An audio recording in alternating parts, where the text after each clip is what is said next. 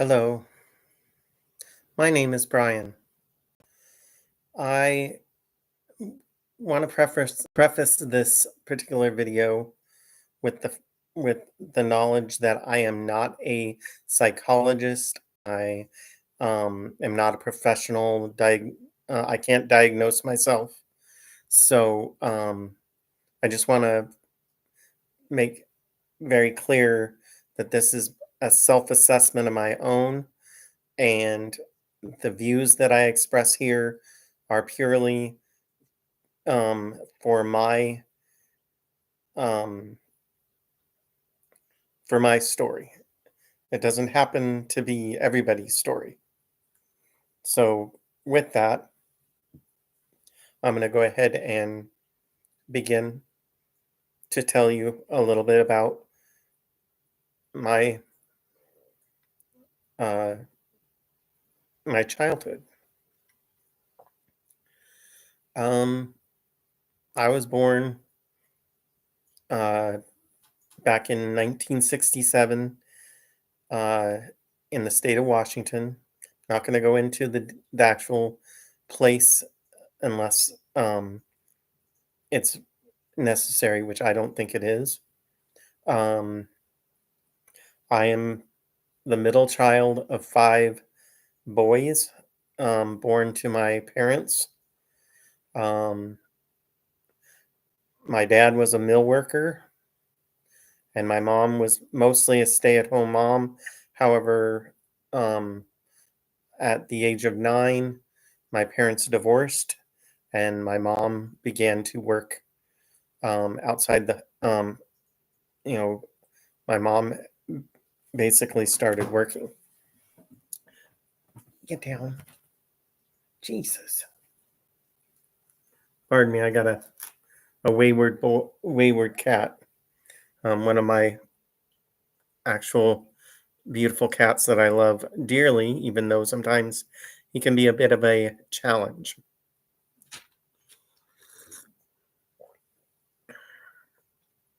Anyway, getting back to what I was talking about. Um, so the divorce, okay. My mom and dad divorced in 1976 when I was 9 years old. Um, we ended up staying with our dad because my mom at the time didn't feel um, like she could handle five boys um, on her own. And she also didn't want to split us up because she thought that that would be hard on all of us boys. Anyway, long story short, just to kind of fast forward a little bit, um, my parents both were fairly not so good alcoholics. My dad was really bad about alcohol and smoking and stuff like that. Not that he did any heavy drugs or anything, but he was very much so a in my eyes, I think he was very distant in the way of he wasn't a very active parent, in my opinion. Um, and to be completely honest, neither was my mom. And I'm not blaming them. Well, in a way I am, but in a lot of ways I'm not.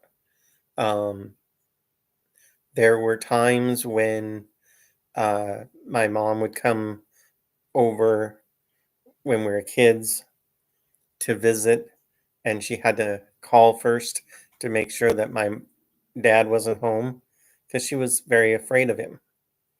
My dad had done some things that really scared her, so she was very much so not wanting to deal with him. Um, my dad, on the other hand, uh, he tended to enjoy the company of women. So, um, not long after my mom and dad got divorced, my dad took up with a multitude of women. Um, First was, of my recollection anyway, the first of which was a really horrendous redhead lady that um, really had two children of her own and was just a very mean spirited person. Um, just to kind of give you an idea of the type of abuse that I feel I was subjected to, um, I am going to be completely and ultimate and very vulnerable here. I was a bedwetter, and um, it wasn't because I was lazy. It was more because of an underdeveloped bladder. Anyway, I couldn't. I was um, having a lot of trouble with um, the bedwetting, and my what I would consider evil step um, mother, even though she wasn't married to my dad, she would do some pretty cruel things. The very least of which was um, one time I wasn't feeling all that well, and I don't know what was the actual cause to why I was being punished, but I was made to sit in what they call the captain's chair. Now, if you don't know what that is, it's basically putting your back butt up to against the wall, bending your knees, and looking like a chair, and just holding it there for however long that the person saw fit. Well, on one such occasion of that happening, I ended up not in a very good way. I apparently was not feeling well and had the back doors. And unfortunately, my back door decided to give way, um, while being punished for something that, in my opinion, should not have warranted me being forced to sit in the captain's chair until I had an accident. Um, that was just one instance of the trauma that I endured as a child. Um, there were times when um, I want to say her sister or her cousin, I don't know what the relationship was really at this point. Um, she would babysit us, and a lot of the time, because of they didn't, my dad and my quote unquote stepmom, even though she wasn't married to my dad again, um, they would punish me and my younger brother, because we wet the bed.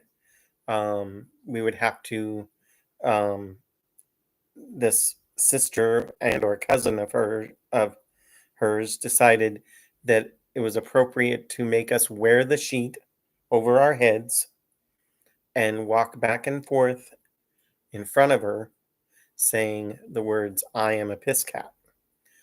I am a piss cat. And I don't know how you guys feel about it, but I think that after a while, when you are told um you're being given uh such horrible treatment, you start to think that you're not worth much because you're being told to endure such shit. Oh, sorry, didn't mean that. Endure such pain and stress, and that you're not worth it. Uh, uh, even the um, wetted sheet.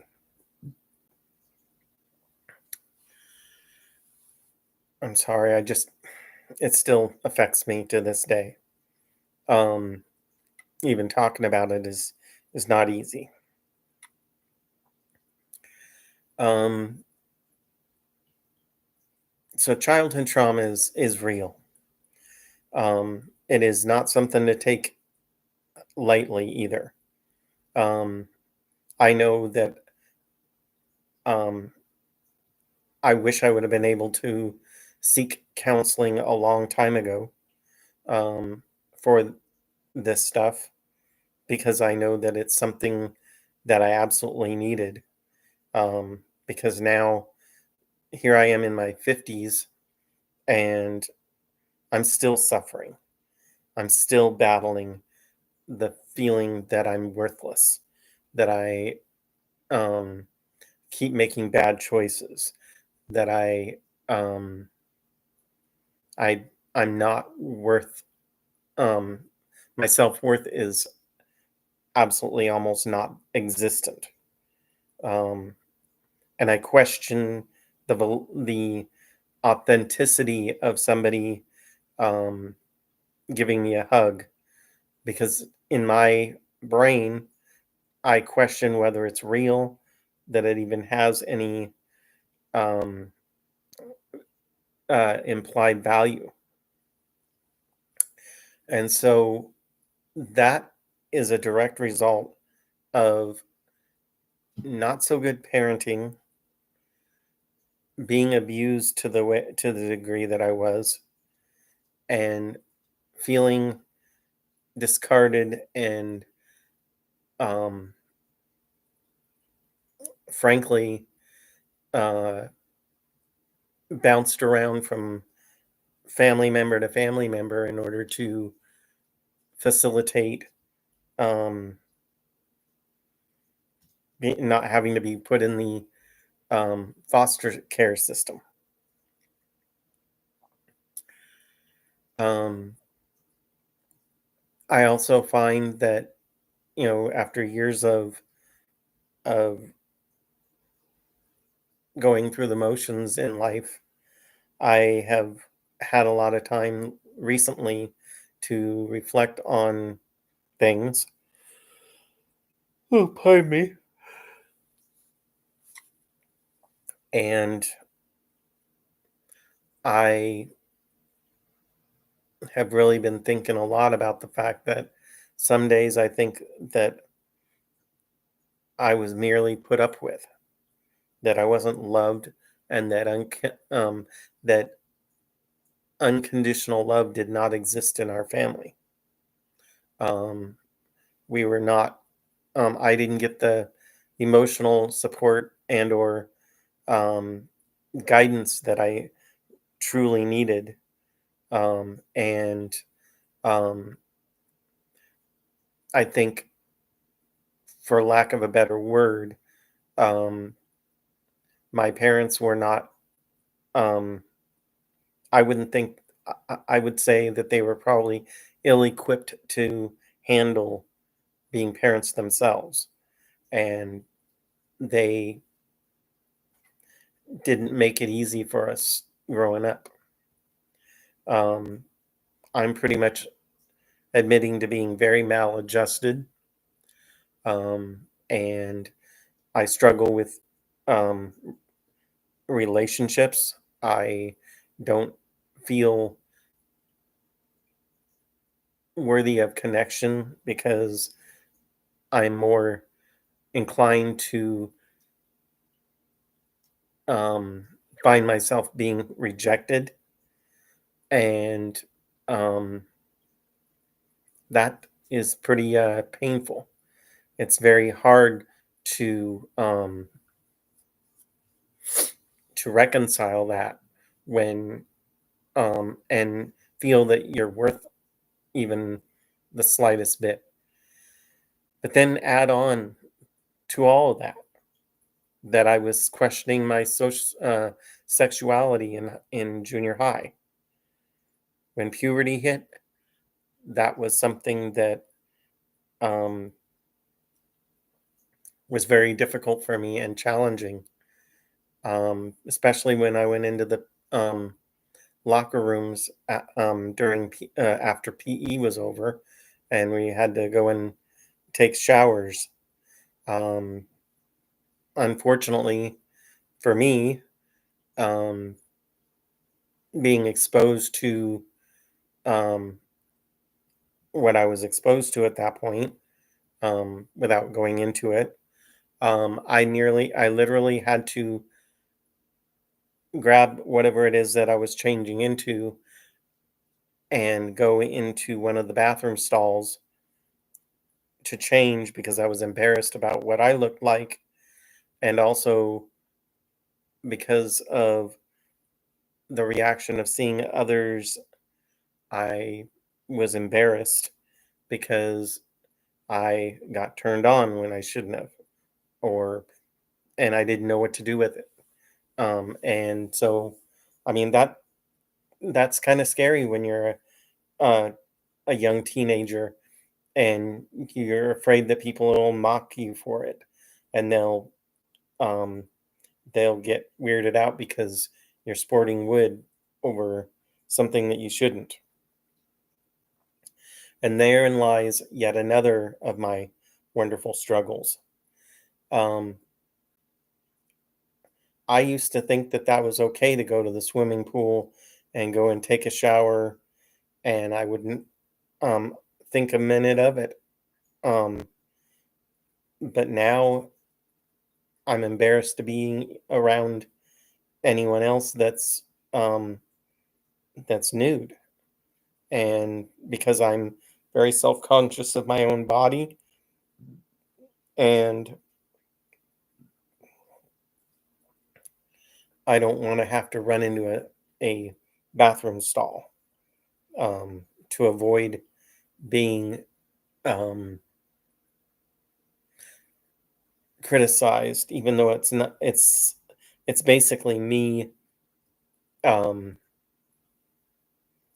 holding on to that um, and thinking that it's it's my self self consciousness and self awareness that is what gets in my way a lot. But getting back to the um, the childhood trauma, um, my family was split up even after my um, mom and dad got divorced. Um, Probably, I want to say it was probably maybe 82 or 81, somewhere in there. There was a very big to do, and all of us kids were um, uh, split up due to a case of SA that happened. Um, and so we were all spread amongst our aunts and uncles. I I was sent to spend um, my uh, I want to say my part of my seventh grade um, with my aunt, um, and uh, and then I want to say um, that that only lasted for probably about 6 8 months or so, and then for whatever reason, I want to say mu- I was too hard to handle, and my brother had moved in with us, so now there were two of us with um, their child, my aunt's child, and we were not doing well adjusting to that dynamic. And so then we were shipped off yet again to my uncle on my dad's side, and I went to school at a place in the Seattle area, and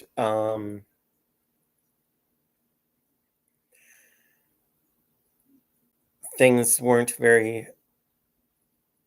Um, I was not adjusting well. Let's just put it that way. Um,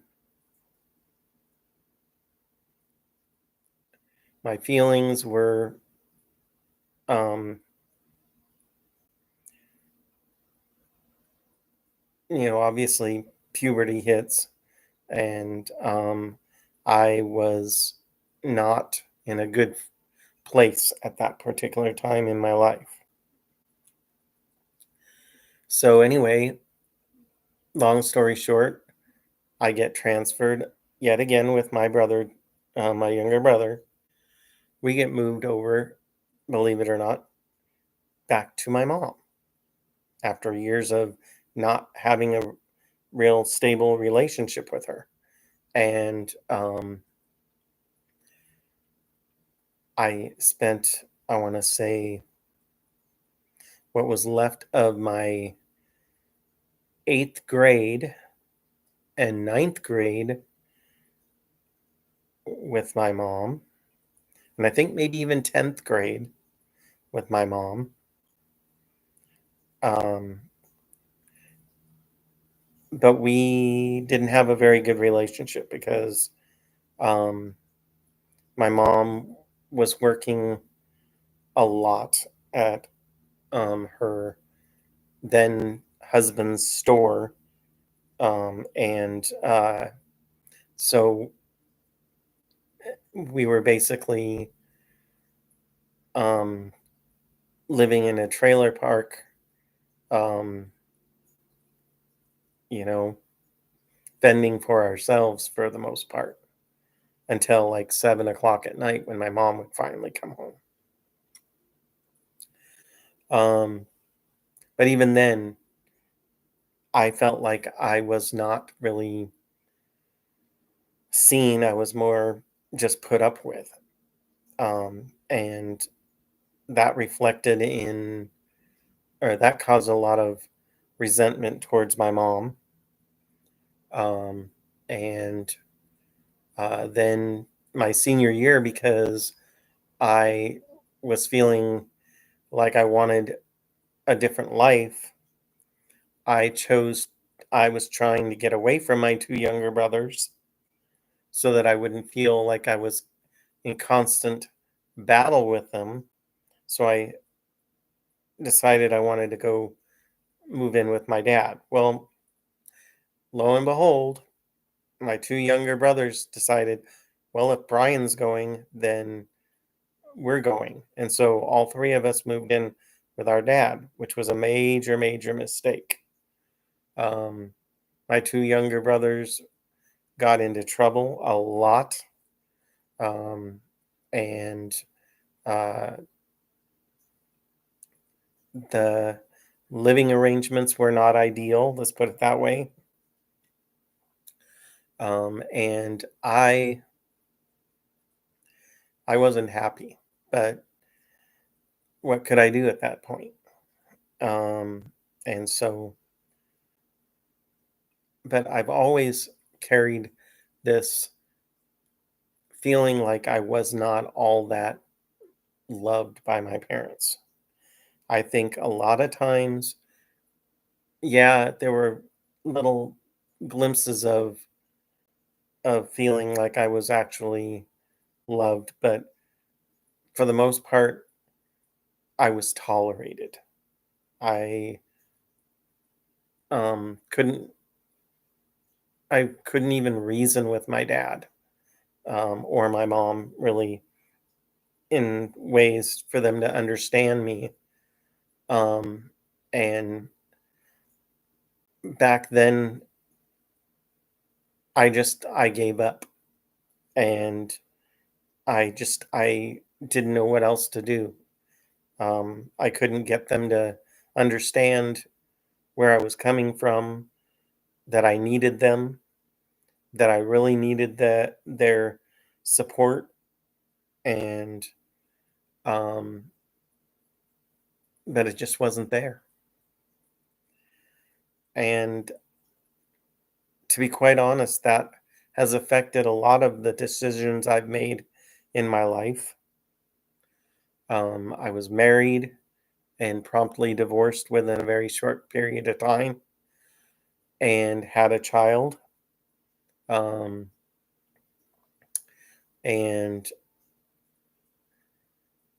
subsequently, the reason that we got divorced was because I finally came to terms with the fact that I am gay.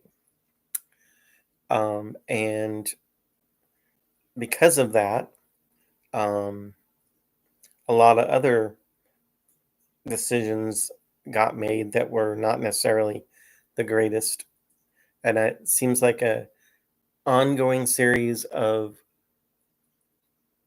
missteps, in my opinion, in my life. Um, I think the only real positive thing that came out of my marriage was my daughter, but therein lies another issue. My daughter and I have not talked in over 10 years because apparently something I did has ruined that relationship. And I think, unfortunately, I have to chalk it up to me not being a very good parent because my parents weren't good parents.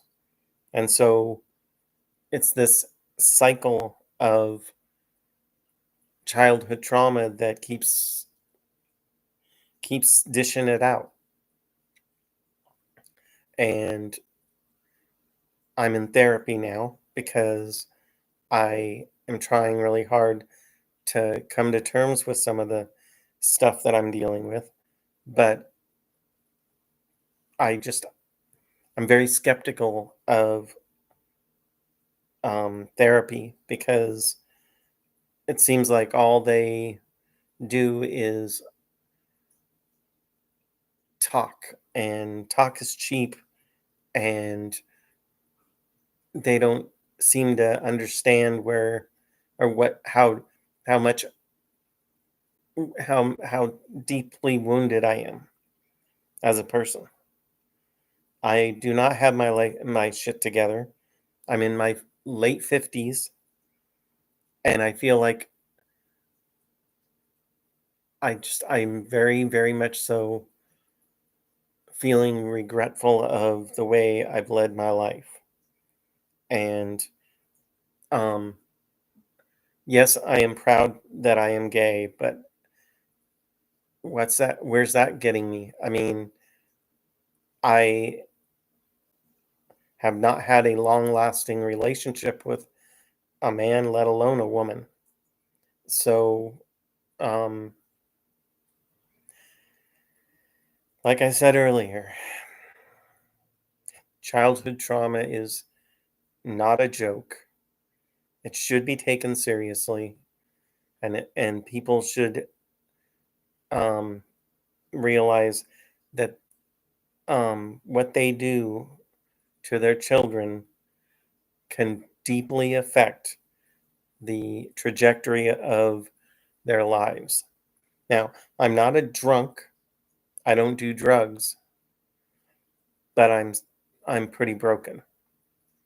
I will admit that I have some serious problems, and I don't know how to I'm afraid to make another misstep. So with that comes yet another slew of problems. Anyway, so if anyone ever tells you that childhood trauma is made up or isn't valid or isn't a valid excuse for why a person ends up the way they do, call them on their crap because it is a valid reason for why some people don't adjust to what's to life. I am a living example of what should not be done to a child. There is no reason why my parents weren't able to be better parents. And I know a lot of people are going to chime in saying, "Oh, well, you could have been a better parent to your daughter." Well, um, bottom line is, what were my role models? I think I I didn't have a chance. I didn't have a chance to succeed, and my family has been very scarred because of it. I have a brother in on the East Coast that I think he's still battling demons, and that is why he has chosen not to come back to this to Washington State. I had a brother OD on fentanyl back in I want to say probably like 2018, 19, I think. Because my mom passed away in 2016 and I had my heart attack in 2015. So a lot of things have happened. And then most recently, back in late February of this year, I lost my oldest brother who was battling his own um, health issues mentally as well as physical health issues. And so, um, let's just say childhood trauma has a way of affecting your life in a multitude of ways. And unless you get help, in some ways, I think it's just like the saying, if you don't work out your problems and or you ignore them, you're doomed to repeat them. Just like if you if you um, if you erase what you think caused the problem in the first place, um, you're doomed to repeat the same mistake because you're not acknowledging it. And so, with that, I know this is a very solemn video, but it's something I needed to do for my sanity as well as because I've been thinking about it for a while. I hope that this video uh, that people can identify with what I'm going through, um, and maybe it'll give somebody insight into what it means to be affected by childhood trauma and all the other things that um, have come into my life. Um, I have, I think I may have shared in an earlier video that I'm physically disabled as well, or at least I was born with a slight handicap. As you can see, I only have four fingers on each hand, and so confidence in myself has been shaky throughout my life. Um, and a lot of times I feel like um, I'm not valued as a person because if I were, people would want to hang out with me. I'm going on what I think this is year four after I had to leave my job due to anxiety and depression. And I found out honestly that your coworkers are not your friends.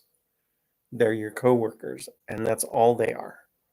At the very least, they're acquaintances, but they aren't family, they're not friends unless they reach out to you outside of the realm of your workspace. And I never really, except for maybe a very select few, ever reached out to me and made me feel like I was valued as a person. Anyway, I don't want to get off on another tangent, so I'm going to go ahead and close this video out. I'm sorry if this video is depressing, but it's something that I'm struggling with, and I'm trying really hard to figure out a way to exist. And it's a miracle I haven't um, had um, those tendencies to unalive myself. Um, but guess that makes me what hurts you does. I guess what is it called? What doesn't hurt you, or what hurts you makes you stronger. I guess I'm strong in the fact that I don't want to unalive myself, but I'm not strong when it comes to feeling like I have any idea how to navigate my life anymore, or even if I'm if I ever did navigate it right. So I am kind of living in some with some regrets. Okay. Um I'm not going to keep rattling. It's just quarter to midnight here, and I'll be lucky if this video gets any views anyway. So, thank you for watching. If you made it this far, like, subscribe, and comment. And um, whatever you do, be considerate of my feelings as I would be considerate of yours. Please don't put hate in the comments, because um, a lot of people are going to say that you're an adult now. You need to be able to buck up and make it work. I have tried that, and I'm doing the best I can. Anyway, with that, I will see you next time. Thank you for watching, and God bless.